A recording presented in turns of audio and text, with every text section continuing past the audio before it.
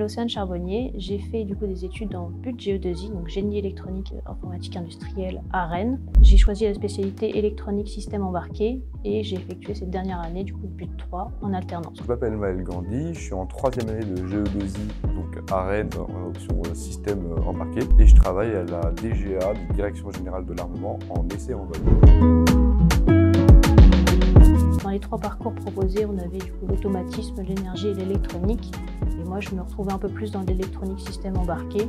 Je trouvais qu'on allait un peu plus loin dans la réflexion et aussi dans les mathématiques. Moi, c'était partie bricolage. Je faisais vraiment bricolage d'Arduino à l'époque parce que sur Internet, ça se développait, donc j'adorais faire ça.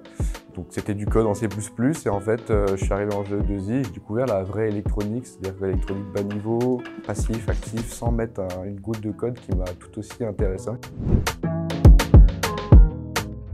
Le but de GE2I, je l'ai choisi parce que je suis un grand passionné d'électronique depuis le lycée. Je viens d'une STI 2D où on faisait déjà beaucoup d'électronique. Donc ça s'est présenté comme étant la suite du parcours. Le système embarqué parce que, encore une fois, l'électronique et que je suis un grand passionné d'aviation. Donc je voyais ça comme une porte d'entrée vers ce monde-là. Les compétences techniques que j'ai pu développer dans ma formation sont les compétences concevoir, vérifier et maintenir. Ce sont celles que j'ai pu le plus explorer aussi durant mon année d'alternance. Car du coup, je fais beaucoup de vérification d'appareils de mesure durant cette dernière année.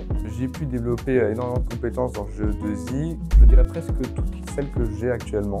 Parce que quand je suis arrivé, comme j'ai dit, je faisais C++ et tout, donc je pensais que c'était ça le métier d'électronicien. Et en fait, c'est pas ça le métier, c'est concevoir des systèmes hyper bas niveau, c'est maintenir des systèmes en entreprise, c'est être capable d'intégrer ce qu'on conçoit dans un environnement complexe. C'est aussi être capable de s'intégrer dans une équipe, être capable de travailler avec les autres, etc. Donc honnêtement, si on m'avait mis dans une entreprise avant que j'arrive, je serais incapable de faire tout ce que je fais aujourd'hui.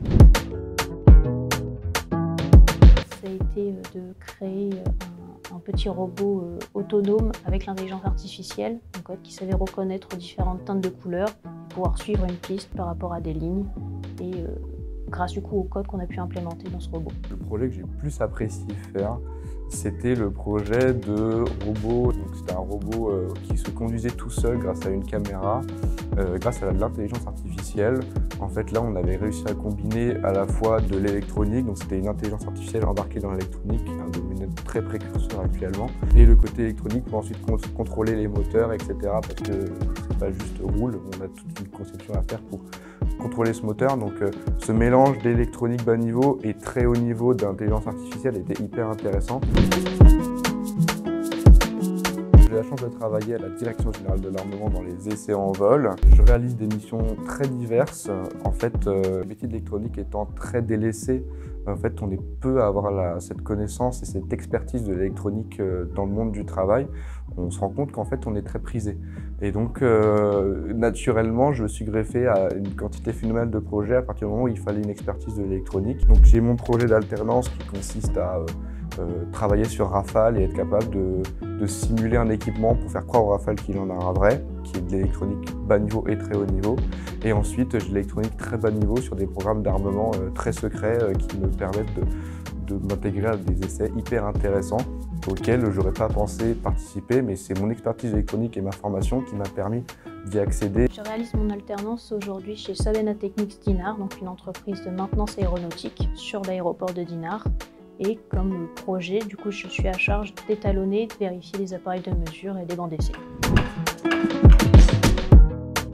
À la suite de mon but, du coup, j'ai décidé d'arrêter mes études car du coup, j'ai pu signer un CDI chez Safran Electronics & Defense à Fougères. Chez Safran, du coup, je vais être technicienne de maintenance, donc je vais pouvoir effectuer de la maintenance préventive ou curative sur les bancs d'essai. Donc ça va être des vérifications tous les temps de mois, par exemple pour la préventive, ou alors la curative quand le banc va tomber en panne, je vais pouvoir être amenée à le dépanner. Je poursuis donc en alternance encore pour 2 ans supplémentaires en master, donc un master de système embarqué, pour continuer encore en apprendre davantage. Je pense que sur les domaines d'hyperfréquence et de radio, il y a encore plein de choses à apprendre. Je recommanderais complètement le GE2I à n'importe qui m'en parlerait. Si vous avez la volonté de travailler sur des systèmes que vous voyez tous les jours, que ce soit de l'informatique ou de l'électronique. La plupart des gens vont vers l'informatique et en final en sont déçus. Je pense que l'électronique, c'est une une bonne voie aussi pour monter après en hiérarchie. Si je devais conseiller à un étudiant aujourd'hui de faire des études dans l'électronique, je lui dirais déjà de passer par un BUT GE2I. Car l'avantage, on va dire, du BUT GE2I, c'est qu'on fait plusieurs choses à la fois. On a de la polyvalence, on ne va pas faire que de l'électronique pure et dure. On va aussi comprendre son fonctionnement, on va aussi faire un peu d'automatisme et d'électricité à côté.